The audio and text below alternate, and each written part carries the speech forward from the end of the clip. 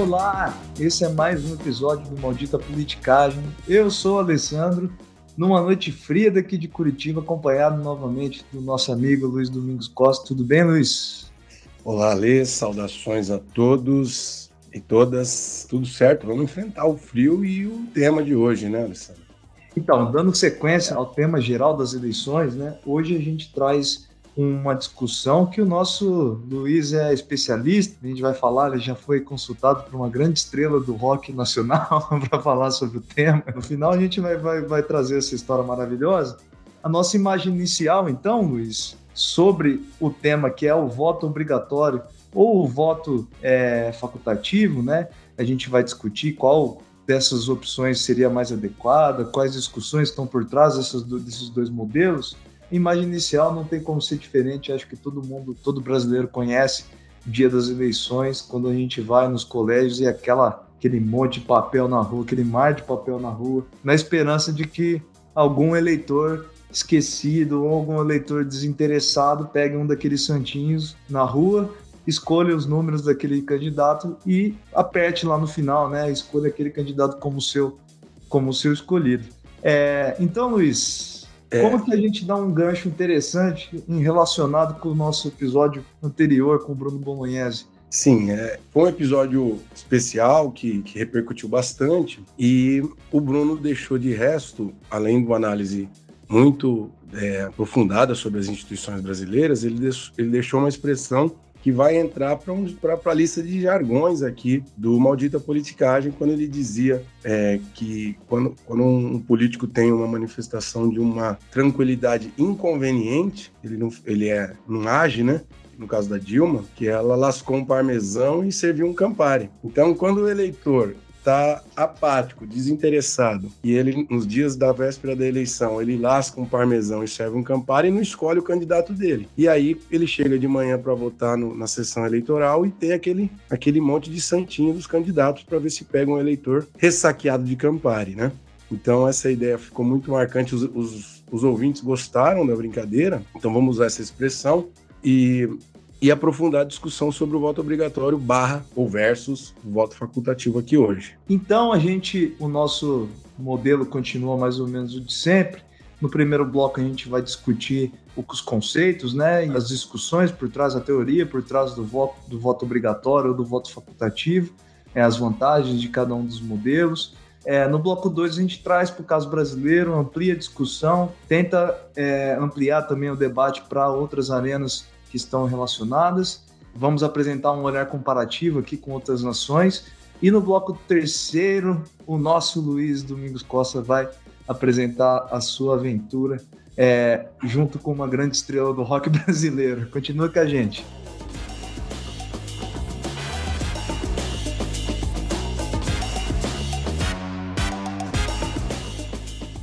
Então, Luiz, nós temos atualmente muitas pessoas, muitos defensores do voto facultativo, né, do voto não obrigatório.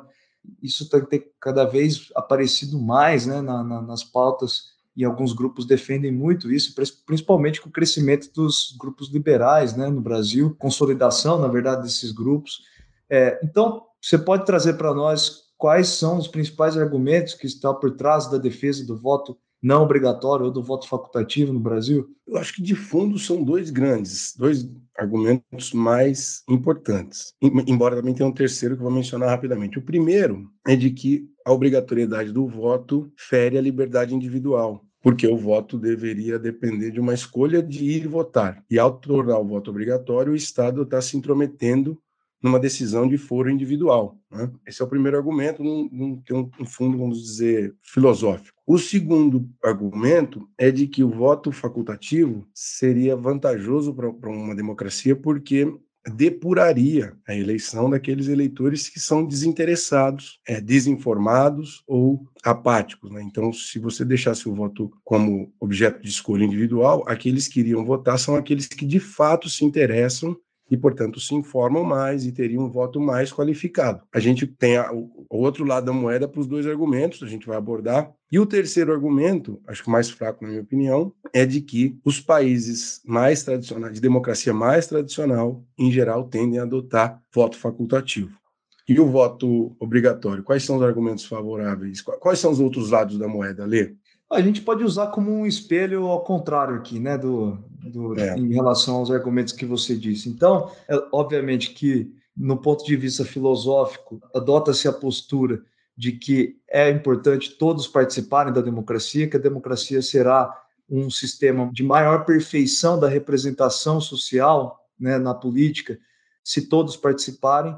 E é mais ou menos esse o mesmo caminho para o segundo argumento, o segundo contra-argumento, na verdade, né, em relação à qualidade da democracia, porque o princípio, eu acho, de tudo é que os defensores do voto obrigatório defendem que existem desigualdades no sistema social, existem desigualdades na sociedade, normalmente pobres, pessoas mais perto da exclusão social, têm maior dificuldade em participar, moram mais longe dos pontos de votação, trabalham por tempo muito mais prolongado, enfim, uma série de fatores que são travas, né, que são barreiras para a sua participação, e que, se não existir o voto obrigatório, essas pessoas poderiam optar por não votar, né?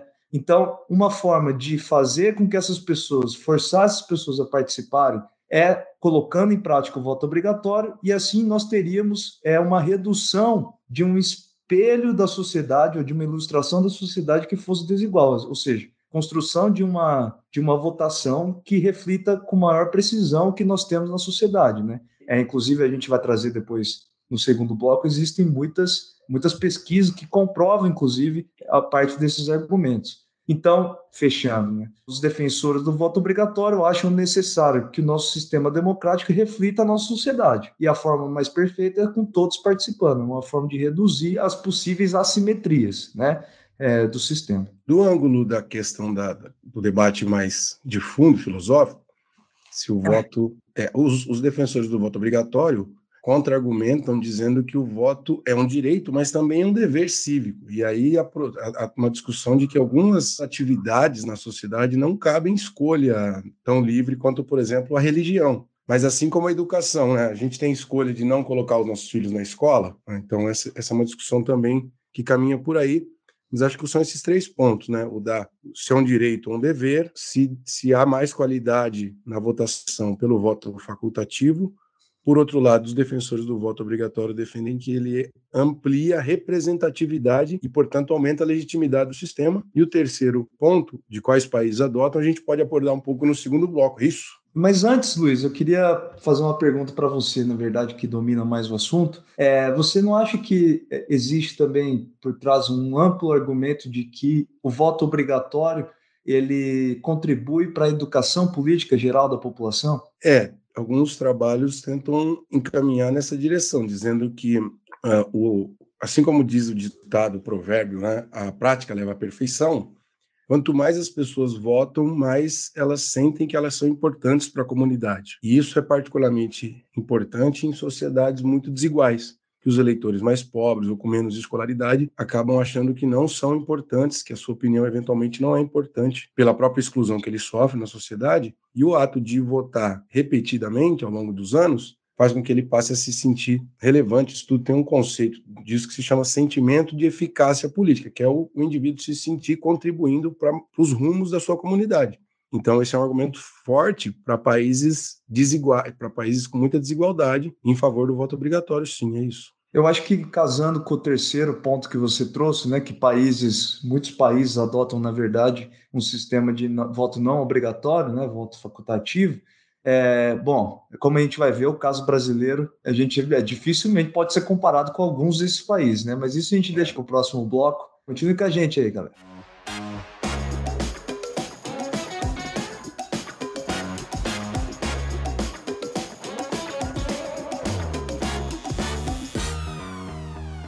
Então, agora vamos nos concentrar no Brasil, né? Aqui a história do voto é uma história bastante rica, que remonta ao século XIX, enfim, na época ainda do Brasil Império. Nós não vamos entrar nessa história, ainda a gente pretende fazer um episódio sobre a história do voto no Império, mas ao longo do século XIX e durante todo o período da Primeira República, o voto não era obrigatório no Brasil. E ele passa a ser obrigatório em 1932, quando se cria o Código Eleitoral de 32, o famoso Código Eleitoral de 32, que é inclusive o código que cria a Justiça Eleitoral, que esse ano comemora 90 anos. Atualmente, nós temos a regra de que o voto é obrigatório, assim como o alistamento, para maiores de 18 anos e facultativo para analfabetos maiores de 70 anos e pessoas entre 16 e 18 anos, né? Essas são as regras previstas no artigo 14 da Constituição Federal de 88. Então, Luiz, dado esse panorama, o que você acha que seria, né, muito hipotético, isso aqui é o objetivo desse bloco, né,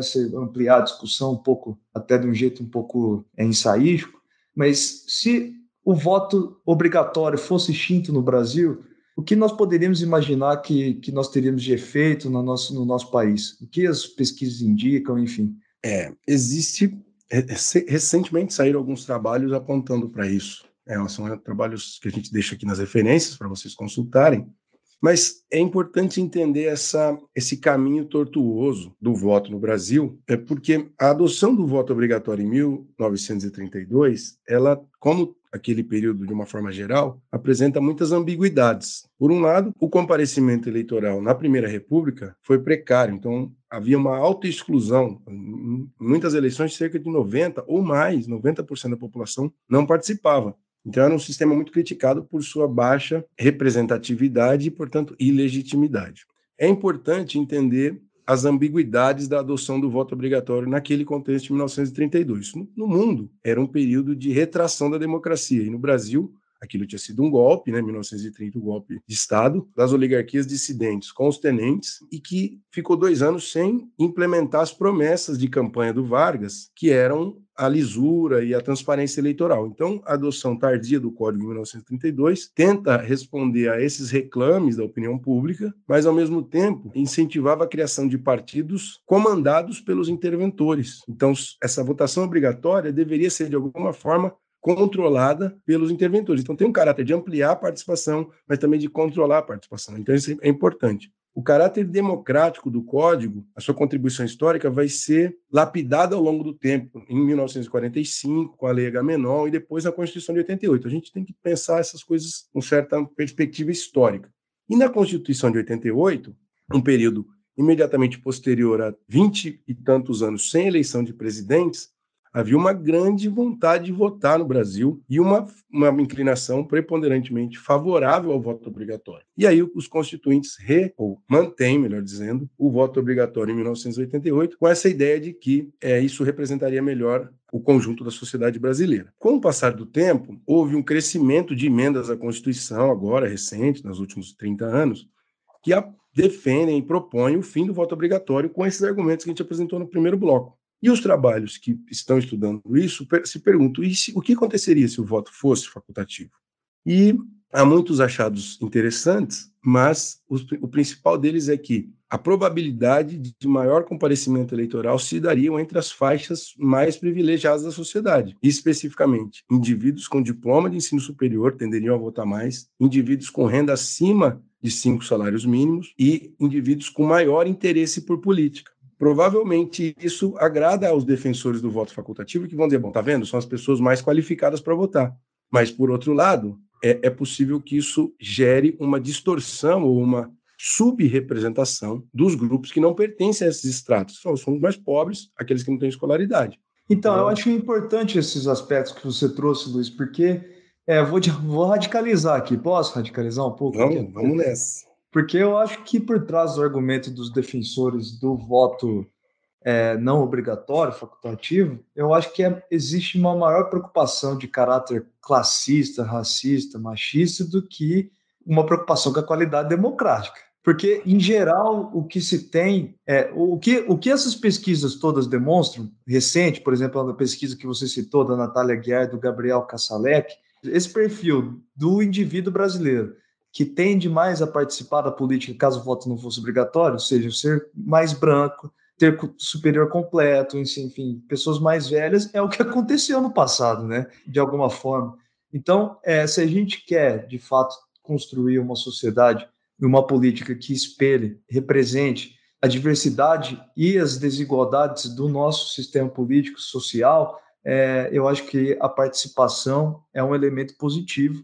Lógico, isso aqui é mais uma opinião baseada naquilo que os artigos têm achado, né? Eu acho que muitos que sim, eu acho que tem esse viés, né? Dependendo do jeito que se monta o argumento a favor do voto facultativo no Brasil, tem um ódio ou tem um viés de classe mesmo, que acha que, enfim, as pessoas que não são da minha classe votam mal e, portanto, não votam como eu e em quem eu voto. Isso é claramente uma forma de malandramente tentar fazer com que as suas preferências prevaleçam na representação política. Mas muitas pessoas, de fato, acham, olhando para os Estados Unidos, que é um caso muito mencionado, e outros, França, enfim, acham que o voto não deveria ser uma obrigação, porque, em geral, votar é custoso, porque você tem que se informar sobre cinco cargos, com centenas de candidatos, como nós dissemos no episódio 28, né, sobre o sistema político brasileiro, que oferece um grande custo de acesso à informação. São muitas coisas que você tem que considerar se você quiser tomar uma decisão bem ponderada. E, especialmente em algumas eleições, as pessoas acham que o debate está ruim e que os candidatos oferecidos não são agradáveis, não são interessantes. Eu já senti isso. Tem eleição que você fica desmotivado para votar. E aí, nesse caso, ter que sair de casa, ter que tentar escolher alguma opção é um saco. Então, eu acho que existe uma parcela dos defensores que tem menos esse viés de classe.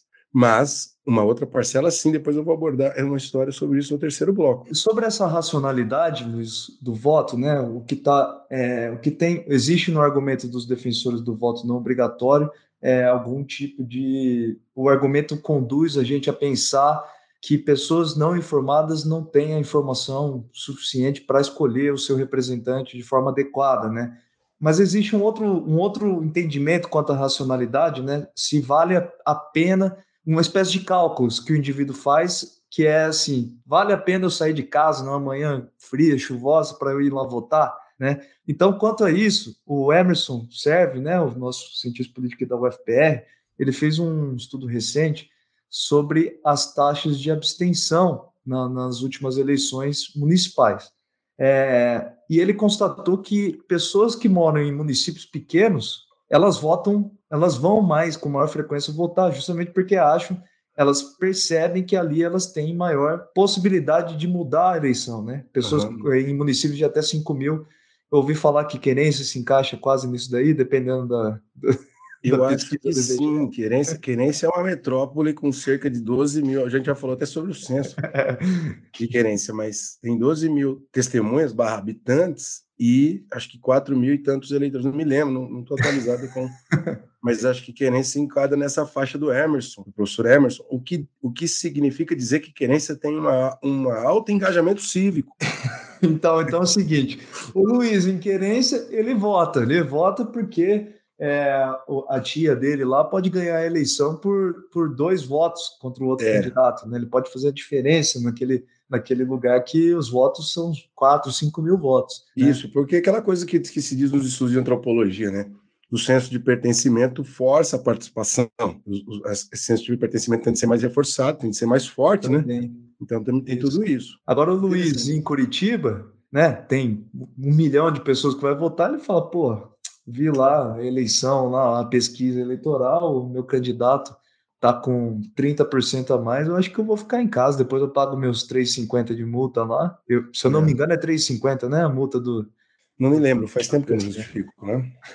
ou faz tempo que eu não deixo de votar. Então é interessante pensar que em comunidades menores as pessoas tendem a votar mais. Mas tem um outro aspecto, por exemplo, um trabalho recente aqui do Alessandro Freire e do Mathieu Turguion, ele encontra algumas evidências de efeitos indesejáveis do voto obrigatório, que é o tal da aleatoriedade, ou randomização do voto, que é exatamente aquilo que a gente trouxe na imagem inicial, né? Que é o indivíduo que escolhe um candidato apenas para não ter que arcar com os custos de não votar.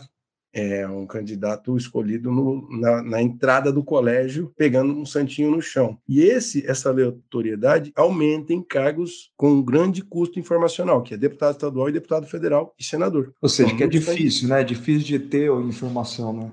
É um mar de candidatos e é difícil de você escolher nessa variedade toda. E diminui a aleatoriedade em cargos majoritários que, em geral, tendem a ter menos opções. Em geral, por exemplo, para presidente. Todo mundo está olhando para 2, 3, 4 candidatos e não está olhando para 100 candidatos, né? Então, a aleatoriedade do voto aumenta, segundo o trabalho desses autores, Freire e Turguion, eles aumentam em situação de voto obrigatório, e as evidências deles são baseadas no Brasil, com um questionário que eles aplicaram aqui no Brasil. Então, é importante reconhecer que, por um lado, o voto obrigatório aumenta a representatividade, mas também ele tem um efeito que é aumento da aleatoriedade do voto para cargos de alto custo informacional.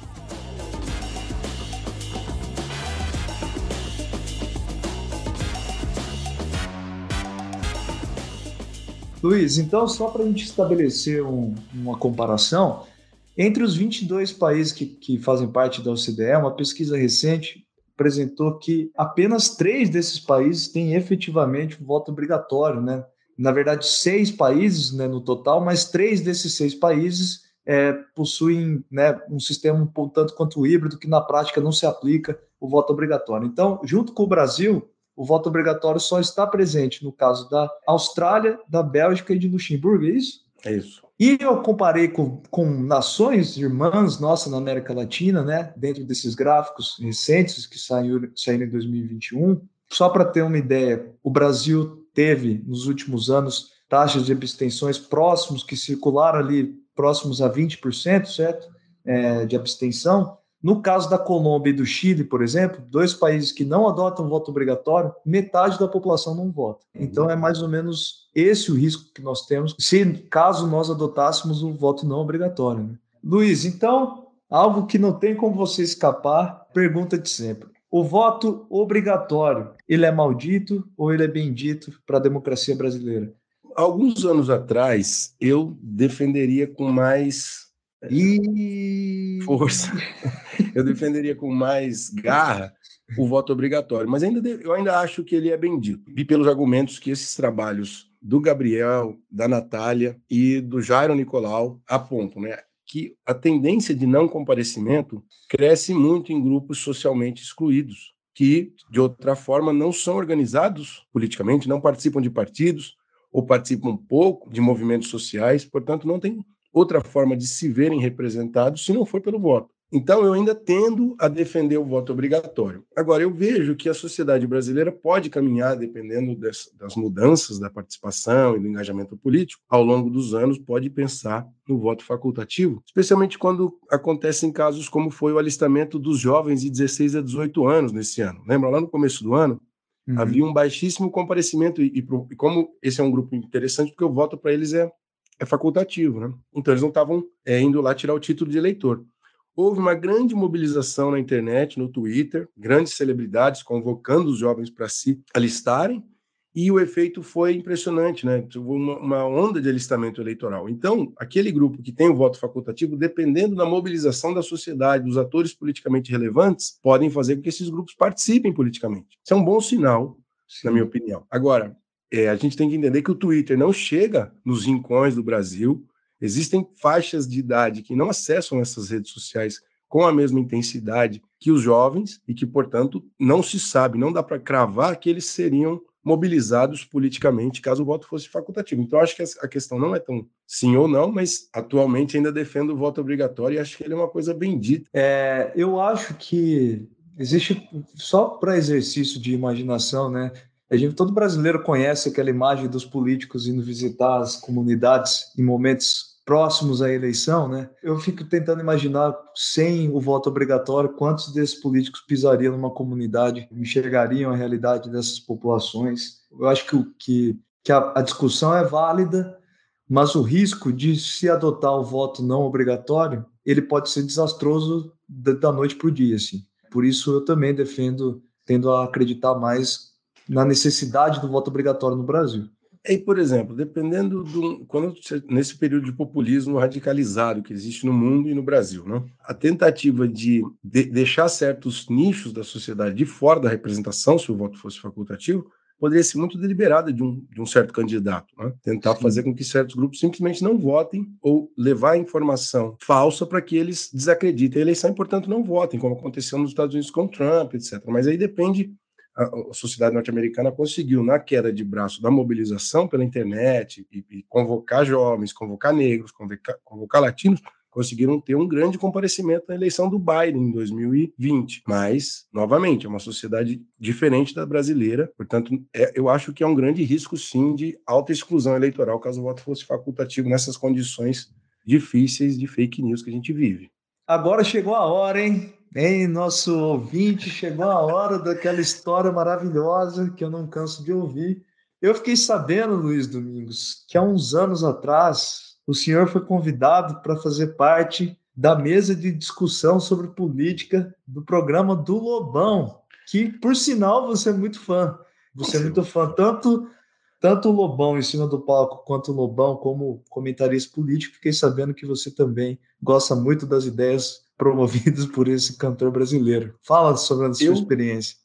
Bom, é verdade. Lá para 2010, eu acho, eu tinha escrito um texto sobre voto obrigatório e a produção do programa Debate MTV entrou em contato comigo para eu ir lá participar de uma discussão sobre o voto obrigatório e o voto facultativo. Só que o programa era uma espécie de Twitter na televisão brasileira, porque as pessoas se atravessavam e um estava falando A, o outro daqui a pouco estava falando Z, não tinha ordem nenhuma, e o Lobão, como mediador, na verdade, ele era o produtor do caos. Ele ficava atravessando, e ele claramente era favorável ao voto facultativo, portanto, os defensores eram 3 de cada lado.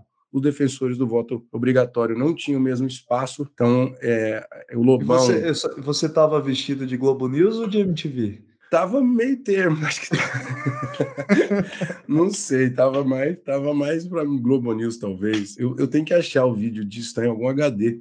Mas foi uma experiência interessante de discutir isso na televisão, mas traumática ao mesmo tempo, porque o grupo que o Lobão mais dava voz eram representantes do movimento Voto Livre. E eles, curiosamente, eram 3 caras, só que só um tinha direito à fala, só que eles ficavam tipo num bunker entre eles ali. E os 3 eram muito preconceituosos com o voto do pobre, né, dos eleitores pobres.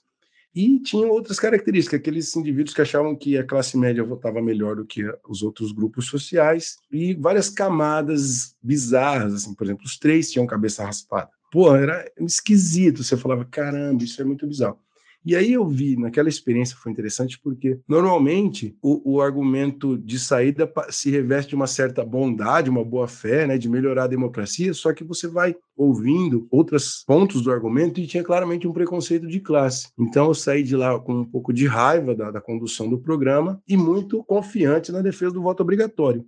E ao longo do tempo, eu perdi um pouco aquela posição tão rígida, mas ainda, como eu disse, sou favorável ao voto obrigatório. Mas também ali já dava para ver a maluquice que ia ser o Lobão ao longo dos anos seguintes, porque ele já estava com aquele perfil lá em 2008, 2009, 2010, não me lembro direito. Maravilhosa essa história, hein? Você promete, você tem uma dívida com a gente, com nós todos, então, de postar isso daí, por favor, nas nossas... Eu vou procurar sim. Lembrar que nós temos as nossas redes sociais, Twitter, Instagram e a campanha de financiamento coletivo. Então você pode ajudar a gente, né, no apoia.se/maldita politicagem, como diz um Band Delírio em Brasília. Soltando um capilé lá, você ajuda a manter essa bagunça aqui, e é isso. Lembrando, então, esse é um segundo episódio na sequência sobre, que a gente foca mais, né, nas sequências sobre eleições. A gente vai trazer um convidado, né, Luiz? A gente planeja trazer um convidado para o próximo episódio, então continue aí atento com as nossas redes sociais. E se vocês gostarem, não deixe de compartilhar com os colegas e colocar 5 estrelas na avaliação do Spotify. É isso, né, japonês? É isso. Obrigado pela audiência, pessoal. Obrigado, valeu. Um abraço a todos. O Maldita Politicagem tem produção e o roteiro de Luiz Domingos Costa e Alessandro Tokumoto, design e edição de áudio de Fábio Tokumoto.